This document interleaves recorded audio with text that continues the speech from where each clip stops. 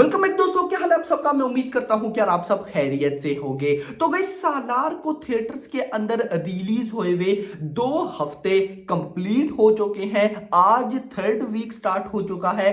Third week का day 1 है, यानी कि भाई साहब थर्ड फ्राइडे है। और ओवरऑल बात करूं तो भाई साहब आज है क्या, ऑफ कोर्स डे 15। और आप सब जानते भी हैं कि आज फ्राइडे है, तो फ्राइडे को हमें थोड़ी सी होप होती है कि बॉक्स ऑफिस कलेक्शन में जंप देखने को मिलेगा।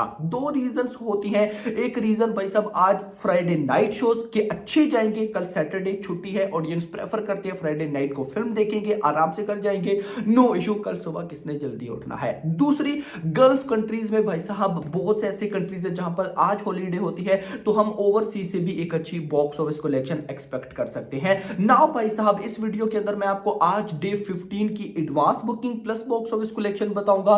उसी के साथ कल डे 14 यानी कि पहले 2 हफ्तों तक क्या हुआ, कल डे 14 यानी कि सेकंड थर्सडे की टोटल कलेक्शन। मैं रात को वीडियो नहीं बना पाया, तो अभी आपको बताऊंगा कि टोटल हिंदी की ऑक्यूपेंसी कितनी है, तेलुगु की कितनी है, टोटल कितना हुआ, सब देखते हैं। लेकिन उससे पहले अगर आपने अभी तक वीडियो को लाइक एंड चैनल को सब्सक्राइब नहीं किया तो जल्दी से कर लें, ताकि ऐसी अपडेटेड वीडियोस आपको मिलती रहे। तो गाइस, सबसे पहले हम बात करेंगे आज फ्राइडे की, यानी कि भाई थर्ड फ्राइडे स्टार्ट हो चुका है और भाई ओवरऑल है डे 15। देखिए, एडवांस बुकिंग भाई साहब कम है। एडवांस बुकिंग मैं अगर आपको पहले ही बताऊं तो एडवांस बुकिंग लगभग 45-50 लाख 45 to 50 लाख रुपीस हुई है, जो कि मतलब नॉर्मल है। लेकिन भाई साहब, इसकी रीजन ऑलरेडी मैंने इससे पहले जो डंकी की वीडियो बनाई थी उसमें बताई थी, लेकिन मैं यहां पर भी प्रभास के फैंस के लिए बता देता हूं कि भाई साहब देखो, सिनेरियो ये होता है कि ये जो डे 10 के बाद डेज आते हैं ना, यानी कि पहले 10 दिन फिल्म को रिलीज हुए, उसके बाद जो दिन आते हैं ना, उनमें क्या होता है, उनमें ऑडियंस को पता होता है कि भाई साहब अब थिएटर्स में इतनी रश नहीं है लाइक डे 1 की तरह। लेट सपोज डे 1 में आप घर में बैठे हो और सोच रहे हो कि यार मैं उस थिएटर में जाऊंगा, उस सीट पर बैठूंगा और मुझे आराम से टिकट मिल जाएगी, क्या फायदा मुझे घर में बुकिंग करने का, नो इशू।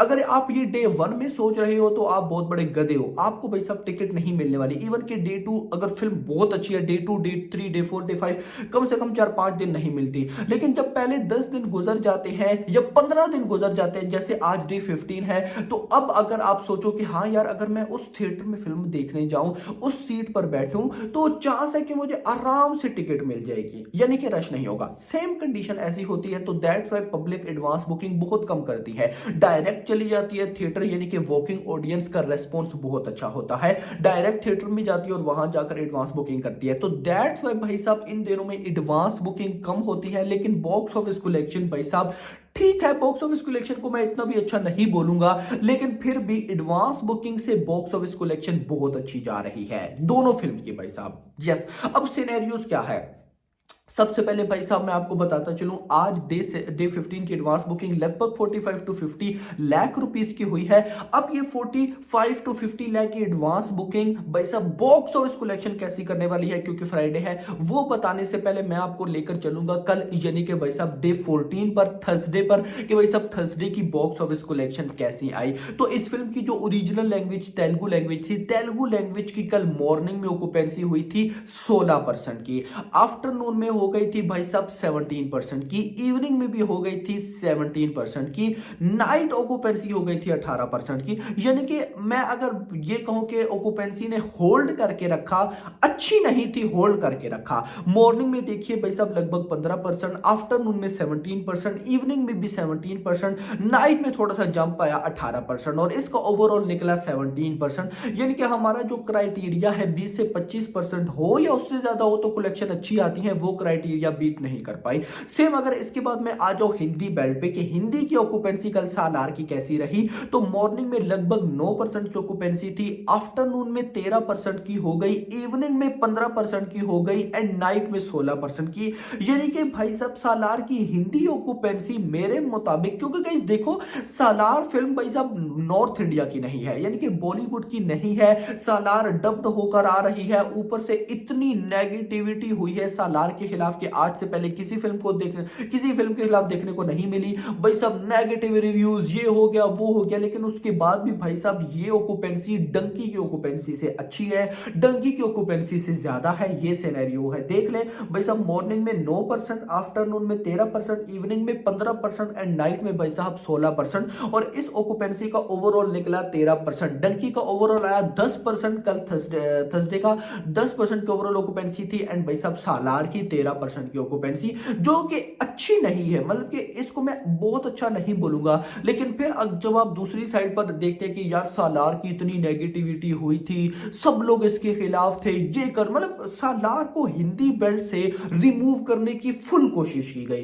कि यार ये फिल्म कहीं किसी तरीके से ना हिंदी से निकल जाए, लेकिन नहीं निकल सकी। इवन के भाई साहब मैंने आपको बोल दिया था हफ्ता पहले, बल्कि हफ्ते से भी लगभग 7-8 दिन पहले, कि भाई ट्रेड के नंबर्स, आपको पता है 2 नंबर चल रहे हैं, मेकर्स प्लस ट्रेड। तो मैंने बोला था कि ट्रेड के नंबर से भी भाई साहब सालार इजीली 150 करोड़ की नेट कलेक्शन करेगी। खुद तो सोचो कि अगर ट्रेड के नंबर से ये 150 करोड़ की नेट कलेक्शन करेगी, अभी लगभग 125 प्लस होगा, तो मेकर्स के नंबर्स में तो ये 200 करोड़ करेगी। चलो मेकर्स के नंबर्स को छोड़ दो, ट्रेड के नंबर्स भी माइंड में रखो, कितने भाई साहब लगभग 150 करोड़ की नेट कलेक्शन। तो ये क्या कम होती है भाई साहब? बहुत सी बॉलीवुड की ऐसी अपनी मूवीज है जो 150 करोड़ की नेट कलेक्शन नहीं कर पाई, मतलब 100 करोड़ की उनको नेट कलेक्शन की, उनको भाई साहब ब्लॉकबस्टर ये हो गया वो बोला गया। पता नहीं भाई साहब कैसे कैसे नल्ले ट्रेड बैठे हैं, मुझे समझ नहीं आती ये करते क्या रहते हैं।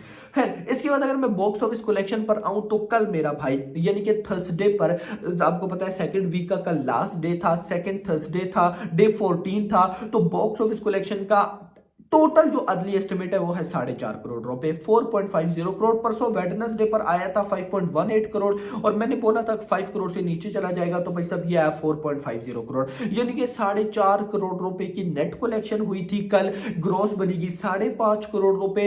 ओवर अच्छा मैं रात को आई थिंक आपको बता रहा था कि 4.5 करोड़ मान के चलिएगा, वही हुआ 4.5 करोड़ की नेट कलेक्शन भाई साहब। ग्रॉस बनी 5.5 करोड़ रुपए। ओवरसीज से 3-3.5 करोड़ अगर आ जाता है तो ये बन जाता है 8 से 9 करोड़, यानी कि सालार ऑन डे 14 यानी कि कल सेकंड थर्सडे पर इंडिया से नेट कलेक्शन 4.5 करोड़ की है। And world wide gross collection लगभग भाई साहब 7 से 8 करोड़ या 8 से 9 करोड़ रुपए इसने की है। अब गाइस उस सबको मैं माइंड में रखूं तो आज भाई साहब क्या है, ऑफ कोर्स डे 15 यानी कि थर्ड फ्राइडे है। तो भाई आज मेरी एक्सपेक्टेशंस है एग्जैक्टली 5 करोड़ रुपए की। देखो मैं ये इस वजह से लेकर चल रहा हूं क्योंकि इवनिंग एंड नाइट शोज अच्छे जाने वाले हैं। वैसे उल्टा होता है, वैसे क्या होता है अगर मैं लास्ट फ्राइडे की बात करूं, दोनों फिल्म्स की, डंकी वर्सेस सालार दोनों फिल्म्स की, तो लास्ट जो फ्राइडे गया उस लास्ट फ्राइडे पर इनकी बॉक्स ऑफिस कलेक्शन थर्सडे से भी डाउन थी। जैसे सालार की अभी कल थर्सडे की टोटल कलेक्शन 4.5 करोड़ है, तो भाई साहब अगर मैं लास्ट फ्राइडे को देकर चलूं तो उस हिसाब से आज पूरा 4 करोड़ रुपए होना चाहिए।